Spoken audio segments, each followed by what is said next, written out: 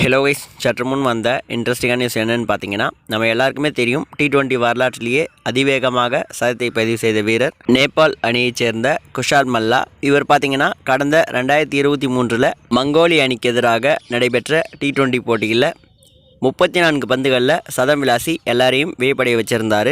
இதற்கு முன்னதாக பார்த்தீங்கன்னா கடந்த 2017 வங்கதேசத்துக்கு எதிரான T20 போட்டியில் சவுத் ஆப்பிரிக்க அணியைச் சேர்ந்த டேவிட் மில்லர் பார்த்தீங்கன்னா 35 பந்துகளில் சதம் விளாசி முதலாக அதிவேகமாக T20 போட்டிகளில் சதத்தை பதிவு செஞ்சுருந்தார்.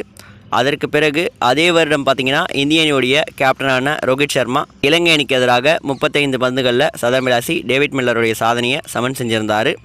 அதற்கு பிறகு 6 வருடங்களுக்கு பிறகு பார்த்தீங்கன்னா தற்போது குஷால் மல்லா 34 பந்துகளில் சதம் விளாசி இவர்களுடைய சாதனையை முறியடிச்சிருந்தார். இந்த நிலையில் பார்த்தீங்கன்னா தற்போது நேபாளம் நாட்டில் மலேசியா, நமீபியா மற்றும் நேபாளம் ஆகிய 3 நாடுகளுக்கிடையேயான முத்தரப்பு T20 தொடர் நடைபெற்று வருகிறது. இந்த தொடருடைய நேற்றைய முன்தின போட்டியில் பார்த்தீங்கன்னா நமீபியா மற்றும் நேபாள் அணிகள் மோதின. இந்த போட்டியில் நமீபியா அணி வீரரான ஜான் நிக்கோல் லாஃப்டி ஈட்டன் என்ற வீரர் பார்த்தீங்கன்னா வெறும் 19 பந்துகளை மட்டுமே சந்தித்து 92 ரன்களை குவிச்சிருந்தார்.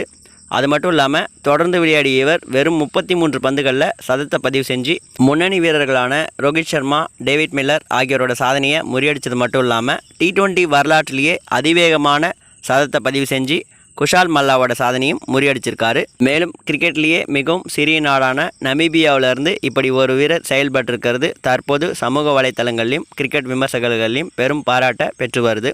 இதை பற்றி உங்களுடைய கருத்து என்ன அப்படின்றத மறக்காம கமெண்ட் பாக்ஸில் ஷேர் பண்ணுங்கள். மேலும் இது மாதிரி இன்ட்ரெஸ்டிங்காக நியூஸ் தெரிஞ்சு நினச்சிங்கன்னா மறக்காம நம்ம சேனலை சப்ஸ்கிரைப் பண்ணிக்கோங்க. தேங்க்யூ ஃபார் வாட்சிங்.